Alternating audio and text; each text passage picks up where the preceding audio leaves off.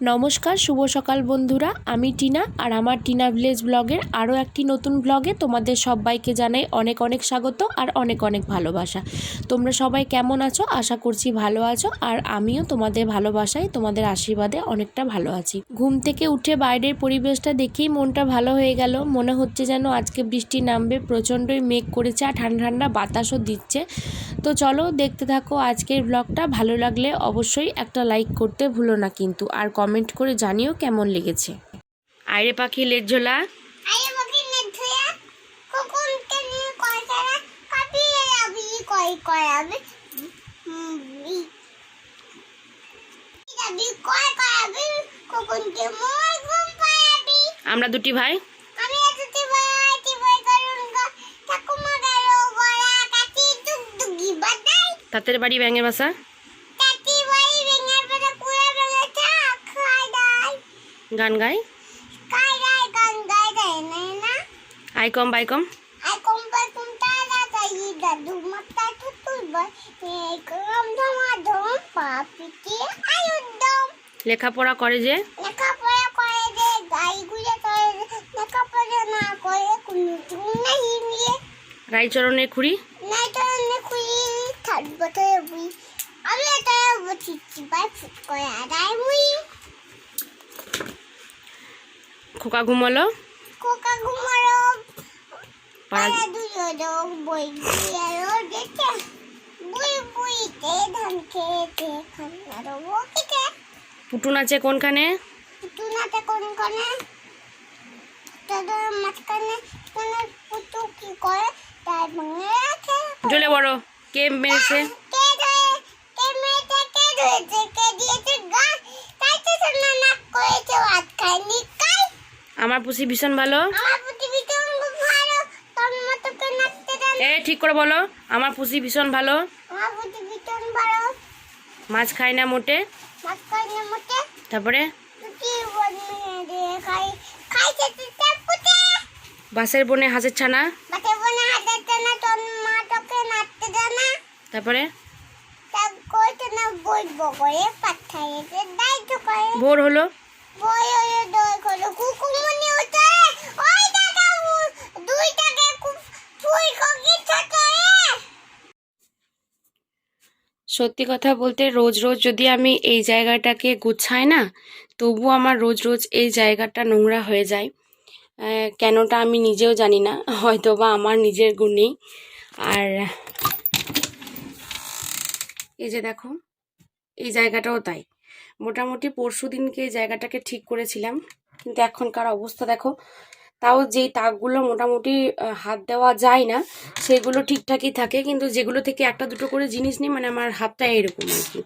আর যেহেতু বাবু আছে তার সাথে, আর এই ঘরটাতে না প্রচণ্ডই ধুলো ঢোকে। কেন যে ঢোকে সেটা আমারও জানা নেই। দেখবে তোমাদেরকে দেখাই, দাঁড়াও। এই দেখো, 2 দিন আগেকার মোছা, দেখো কেমন দাগ পড়ে যাচ্ছে, দেখছো? এই দেখো।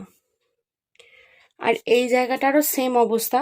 কাল ওষুধ খেয়েছিলাম আমার ঠান্ডা লেগেছে বলে, তো এই জায়গাটার অবস্থা দেখো এরকমটা হয়ে আছে। চলো এই জায়গা দুটোকে পরিষ্কার করে নিই ভালোভাবে, তারপর আবার তোমাদের সাথে দেখা করছি। এখন বাজছে 8টা মতো, আর বাইরের কাজকর্ম সেরে বাবুকে পড়াশোনা করিয়ে আমি চলে এসেছি। এই দেখো ড্রেসিং টেবিলটা, যেমনটা বললাম যে এটা একটু পরিষ্কার করে নেব, তো তার জন্য আর কি জিনিসপত্রগুলো সব কিছু নামাচ্ছি। শুধু যে ড্রেসিং টেবিলটা পরিষ্কার করব তা নয়, দেখো একটা খোলা তাকের মতো আছে, মানে দেওয়াল আলমারির মতো, তো সেটাকেও পরিষ্কার করব। তো মাতৃঘর যেহেতু আলমারি বলা চলে না, তো জাস্ট বললাম আর কি তোমাদের বোঝার সুবিধার্থে। তো দেখো আমি কলিন দিয়ে এখন কাজটাকে পরিষ্কার করে নিচ্ছি। তবে কলিনের পরিবর্তে তোমরা ভিম জেল আর একটু ভিনিগারও ইউজ করতে পারো, সাথে খাবার সোডা দিলেও কাঠ তারপর এমনি যে কোনো ফ্রিজ আলমারি সব কিছুই পরিষ্কার করা যায় আর কি। তো দেখো আমি ভালোভাবে পরিষ্কার করে নিচ্ছি। ভীষণই ধুলো পড়েছে, তো ধুলোগুলোকে আগে একবার ঝেড়ে নিয়েছি, তারপরে আমি কিন্তু এটাকে পরিষ্কার করে নিচ্ছি।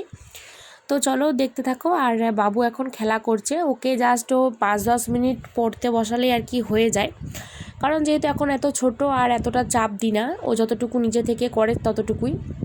পড়াশুনো করতে একদমই মন নেই, সেটা তো মানে তোমরা তো বুঝতেই পারলে চোখ মুখের অবস্থা দেখে। আর দেখো দুটো ঝাঁটা মারলাম আর ঘরটা পুরো ক্লিন হয়ে গেল, কারণ ঘরের মেঝেটা জিনিসপত্র ভরে আর কি ভীষণই ছোট হয়ে গেছে। তো যাই হোক, জিনিসপত্রগুলোকেও তো রাখতে হবে।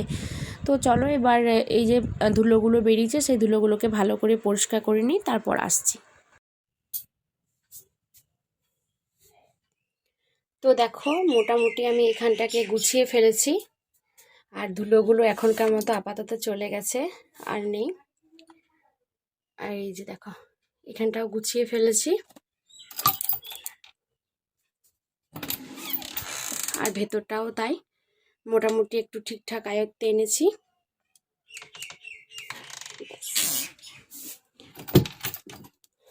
আর এই দিকটাকেও তাই। ঘরে যেহেতু স্পেস প্রচণ্ডই ছোট, তো জায়গাটা ছড়িয়ে রাখার তো উপায় নেই, কিন্তু জাস্ট ওইটুকু জায়গার মধ্যে ঠিকঠাক করে গুছিয়ে রেখেছি আর কি। তো মোটামুটি এখন ক্লিন লাগছে অনেকটাই, ঘরটাও ঝাড় দিয়ে নিলাম। তো চলো। তো আমার বেডরুমের ভিতরে পর্দার আড়ালে এটা কি বলো তো, তো এই ড্রেসিং টেবিলটা যেখানে আছে না, সেখানটাতে আমি একটা এভাবে পর্দা দিয়ে দিয়েছি। আর এর পিছন দিকে একটা দরজা আছে যেটা বন্ধ করা আছে আর কি। তো বন্ধ না করলে আর কি ড্রেসিং টেবিলটা ভরা যাচ্ছিল না, তার জন্যই দরজাটাকে বন্ধ করে দিয়েছি, আর ওটাকে ভিতর দিক থেকে লক করা আছে। তো দেখিয়ে দিলাম তোমাদেরকে পর্দাটা তুলে, যেটা একটা ড্রেসিং টেবিল। আর হ্যাঁ, এটাকে আমি এইভাবে রাখবো না, এখানটায় আমি একটা পর্দা করেছি, তো এটাকে পুরো ঢেকে দেব। ব্যাস, ঢেকে দিলাম। আগের দিনে যে বেসনটা বেঁচেছিল সেটাকে আমি ফেলে দিইনি, সেটার সাথে আরও একটু মিক্স করে নিলাম। তারপর পেঁয়াজ আর আলুকে জিরি জিরি করে কেটে কালো জিরে দিয়ে আবার একবার একটু রসুন বাটা দিয়ে ভালো করে মাখিয়ে রেখেছি। আর এটাতে এখনও পর্যন্ত লঙ্কা দিইনি, লঙ্কাটা আমি পাশে কুচি কুচি করে কেটে রেখেছি। বাবুর জন্য মোটামুটি 5-6টা মতো ভেজে আমি আগে তুলে নেব, তারপর আমি আর কি লঙ্কাটা ইউজ করব। তো এদিকে তেল চাপিয়ে দিলাম। আর তোমরা তো সবাই জানো যে মানে আমি এখন স্নান আর কি করার আগেই রান্নাটা করে নিই, তারপর মানে কাপড় ছেড়ে রান্নাটা করে নিই, তারপর তখন বেলার দিকে ভালোভাবে নিশ্চিন্তে আর কি স্নানটা করি, কারণ এত ভীষণ গরম, দুবার স্নান করছি, এমনিতেই ভীষণ ঠান্ডা লেগে আছে, তোমরা আমার গলা শুনেই বুঝতে পারবে। তো এখন দেখো আমি বাবুর জন্য করে নিচ্ছি, কারণ মোটামুটি এখন কটা বাজবে, এই 9টা মতো বাজবে। তো ঘরটা না ঝাড় দেওয়ার পরে তোমাদেরকে আর দেখানো হয়নি, তারপর আমি ঘরটাকে মুছেও নিয়েছিলাম। রান্না তো হচ্ছে, কিন্তু রান্নার ফাঁকে আমি দেখো একটু আইসক্রিম বসিয়ে নেব, কারণ ছেলেটা ভীষণই বদমাইশি করে আইসক্রিম খাওয়ার জন্য। আর ওকে আমি না বাইরের আইসক্রিমটা একদমই দিতে চাই না। এবার ধরো বাচ্চা তো সব সময় মানে না, হয়তো পাশের বাড়ি কাকারা খায় তখন ও খেতে চায়, তার জন্য আমি চেষ্টা করি যাতে করে বাড়িতে আর কি ওকে বানিয়ে দেওয়া যায়। তো এখানে মোটামুটি 250 থেকে একটু বেশি দুধ ছিল, মানে ওই 300-350 মতো দুধ আছে। আর তার সাথে আমি আমুল দুধ আর কিছুটা কর্নফ্লাওয়ার, মানে 2 চামচ মতো কর্নফ্লাওয়ার, আর 5-6টা বাদামের গুঁড়ো, মানে 5টা কাজু বাদাম আর 5টা আমন্ড বাদামের গুঁড়ো করে নিয়েছি। ওটাকে একটু শুকনো খোলায় নেড়ে নিয়েছিলাম প্রথমে, তারপর এটা করে নিয়েছি। তো দুটোকে এখন মিক্স করে দেবো। আর এই দুধটার সাথে দিয়েছি মোটামুটি 10 চামচ মতো, মানে ছোটো চামচে 10 চামচ মতো আমুল দুধ, আর এটাতে দিচ্ছি দেখো ভ্যানিলা এসেন্স। তো এই সমস্ত দিয়ে আমি এটাকে ঠান্ডা করতে দিয়েছি। ততক্ষণে আমি এদিকে চিকেনটা চাপিয়ে নেব। মোটামুটি 12:30 মতো বেজে গেছে, আজকে আমার রান্না করতে ভীষণই দেরি হয়েছে। তো রান্না বান্না করে ধরো এখনও পর্যন্ত স্নান করব। তো আজকে তো আমার স্নান করতে করতে মোটামুটি ধরো 2টো বাজবেই, মানে রান্নাটা করেই তো ছুটি নয়, রান্না করব, ভালোভাবে গ্যাসগুলো পরিষ্কার করব, তারপরে তোমার বাসন ধোবো এতগুলো, তারপর আইসক্রিমটা ওইদিকে ঠান্ডা করতে দেওয়া আছে সেটাকে ফ্রিজে ভরবো। তো প্রচুর কাজ আছে, মানে মেয়ে মানুষের কাজের আর বলে কিছু নেই। তো ভাতটা চাপানোর আগেই না আমি মাংসটাকে সমস্ত কিছু মশলা দিয়ে ম্যারিনেট করে রেখেছিলাম। আর কিছুটা পেঁয়াজ আমি বেটে দিয়েছি, কিছুটা পেঁয়াজ আমি মানে ফোড়ন মানে আর কি দিয়েছি, তেলের ওপর নেড়ে দিলাম। আর এই দেখো ঘরের মধ্যে আমি দিয়ে গেছিলাম এটাকে ঠান্ডা করতে। তো এটার দেখো থিকনেসটা এতটা পর্যন্ত এসেছে। তো তোমরা এইরকমভাবেই বসাতে পারো। তবে নিজেকে বুঝে দেবে, চিনিটা নিজের টেস্ট মতো দেবে। আমি এখানে ডিটেলসে কিছু শেয়ার করিনি, তোমরা যদি চাও তো নেক্সট কোনো একটা ভ্লগে আমি ডিটেলসে তোমাদের সাথে শেয়ার করে দেবো। আর কি যতটা রান্নার মাঝখানে দেখানো সম্ভব হলো ততটাই দেখালাম। আসলে এটা তো আমার রান্নার চ্যানেল নয়, এটা ডেইলি ভ্লগের চ্যানেল, তার জন্যই। রান্নাবান্না করা হয়ে গেছে। আর এই দেখো চিকেনটা এরকমটা দেখতে হয়েছে। বাবুর জন্য কষার পর আমি তুলে নিয়ে ওর জন্য আলাদা করে জল দিয়ে লবণ দিয়ে ফুটিয়ে দিয়েছিলাম। তারপর আমাদের লঙ্কাটা মিক্স করেছি। আমরা কোনো রকম শুকনো লঙ্কা ইউজ করি না। আর এটা টমেটোর জন্য হয়েছে, আর একটু জাস্ট কাশ্মীরি লঙ্কা দিয়েছিলাম ব্যাস, আর কাঁচা লঙ্কা দিয়ে পুরো রান্নাটা হয়েছে। আসলে মায়ের একটু খেতে সমস্যা হয় শুকনো লঙ্কা দিয়ে রান্না করা খাবার। তো চলো, অনেক বাসন পড়ে আছে, সেগুলো ধুতে হবে। দেখো কলপাড়ে এসেছি, আর আজকে না একদম রোদ নেই, আর ভীষণ ঠান্ডা ঠান্ডা বাতাস দিচ্ছে। আজকে কিন্তু ভীষণ ভালো লাগছে আবহাওয়াটা, মানে কাজ করতে ভালো লাগছে। তবে 1টা বেজে গেছে, এখনও পর্যন্ত কিন্তু আমার স্নান হয়নি, সেটাই আর কি সমস্যা। আর এইদিকে ঠান্ডাটাও লেগে আছে। তো মা আজকে বলছিল যে আজকে বেশি স্নান করো না, মানে এত জল দিয়ে স্নান করো না, অল্প জলের মধ্যেই স্নান করো। তাছাড়া আমার শরীর খারাপ ছিল, মানে আগে থেকে শরীর খারাপ আছে, আবার এখন যদি বেশি বেশি স্নান করি, তারপর আজকে আবার দেখো রোদটা একবার করে উঠছে, একবার করে রোদটা একদম কমে যাচ্ছে। তোমরা ভিডিওটা দেখলেই বুঝতে পারবে। তো আজকে কিন্তু বাসন মাজতে আমার একটুও কষ্ট হয়নি। অন্যদিন এইখানটায় বাসন মাজতে মানে যদি 12টা বেজে যায় না, তাহলে আমার নিজেরও আর কি 12টা বেজে যায়, মাথার পুরো টাক আর কি গরম হয়ে যায়। তো প্রচুর বাসন আছে আজকে, দেখতেই পাচ্ছ। তো এতক্ষণ পর্যন্ত যে সকল বন্ধুরা আমার ভিডিওটি দেখছো তাদের সাবস্ক্রাইব করার অনুরোধ রইল। যদি ভালো লাগে তাহলে সাবস্ক্রাইব করে নিও চ্যানেলটাকে, আরও ভালো ভালো ভ্লগ দেখার জন্য।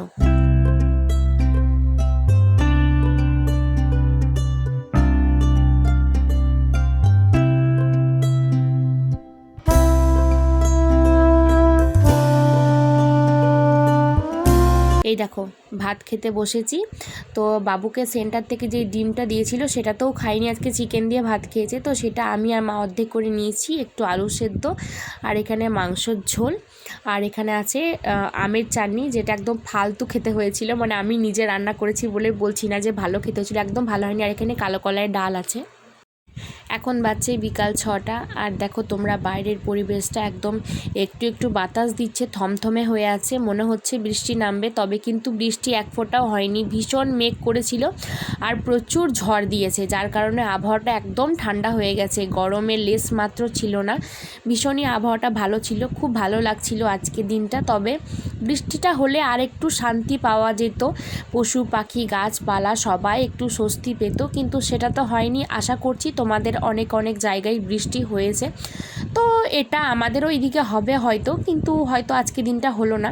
তো দেখো টবের গাছগুলো আমার একদম বৃষ্টির দিকে, মানে বৃষ্টি পড়বে এই আশায় চেয়ে আছে, ওদেরকে দেখে ভীষণই কষ্ট হয়, মানে গরমে একদম ঝলসে গেছে পুরো। আর দেখো এখন ঝড় উঠে এসেছে, আর ঝড় উঠে আসার আগেই না আমি ঝাঁট দিয়ে নিয়েছি, কারণ আমার ঘুম থেকে উঠতে উঠতে আজকে মোটামুটি 5:45 মতো বেজে গেছিলো। তারপর আমি ঝাঁট দিয়ে নিলাম, আর ঝাঁট দেওয়ার পরেই দেখলাম যে এরকমভাবে ঝড় উঠে এসেছে।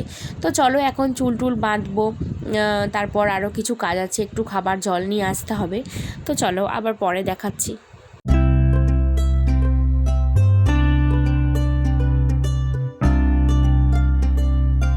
সন্ধ্যার চাটা বেশ কিছুদিন থেকে মা করে, আর চাটা খেয়ে আমি চলে এসেছি এখানে রান্নার প্রিপারেশন নিয়ে। আজকে যেহেতু ঠান্ডা ঠান্ডা আবহাওয়া আছে, তাই ভাবলাম একটু বাসন্তী পোলাও করব।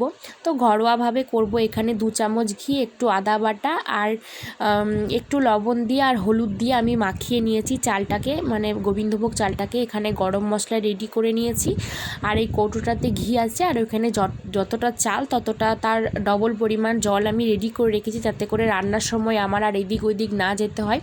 আর হ্যাঁ, কাজু কিশমিশটা তোমাদেরকে দেখাইনি, তবে রান্নার সময় তোমরা দেখতে পাবে আমি কাজু কিশমিশও ইউজ করেছি। কেবল ভুলে গেছিলাম দিতে একটাই, সেটা হলো তেজপাতা, যার জন্য টেস্টটা একটু অন্যরকম লাগছিল। তবে আমি যেহেতু তেজপাতাটা দিতে পারিনি, তাই মানে শেষে আমার মনে পড়েছে, কিন্তু তখন দেওয়ার কোনো স্কোপ নেই। এই গরম মশলার সাথেই তেজপাতাটা দিলে ভালো সেন্ট হয়। তো তার জন্য আমি আজকে একটু গোলাপ জল ইউজ করেছি। ন্যাচারালি আমি গোলাপ জল বা মিঠা আতর কোনোটাই খাবারের মধ্যে ইউজ করি না, না করারই চেষ্টা করি, একমাত্র বিরিয়ানি ছাড়া। কিন্তু আজকে বাসন্তী পোলাওটাতে আমি একটু মানে 2 চামচ মতো গোলাপ জল দিয়েছি, কারণ আমি তেজপাতাটা দিতে ভুলে গেছি। আর দেখো কাজু কিশমিশ আর গরম মশলাটা ভালো করে ভেজে নিই, তারপর চালটাকে ভালো করে ভেজে নেব, তারপর জল গরমটাকে দিয়ে দেবো। তো সিম্পল প্রসেস। গরম জলটা দেওয়ার পর একদম মিডিয়াম আঁচে রেখে দেব 8 মিনিট। তো 8 মিনিট পরে আবার ঢাকনাটা খুলে আমি যতটা পরিমাণ চিনি লাগবে চিনিটা দিয়ে দেব, তারপর আবার দমে দেব মোটামুটি আরও 4-5 মিনিট মতো। তো আজকের ব্লগটা আমি আর বড় করছি না, যদি কিছু ভালো লেগে থাকে অবশ্যই লাইক কমেন্ট করে জানিও। দেখা হচ্ছে খুব তাড়াতাড়ি নতুন একটা ব্লগের সাথে, ততক্ষণ পর্যন্ত ভালো থেকো, সুস্থ থেকো, টাটা।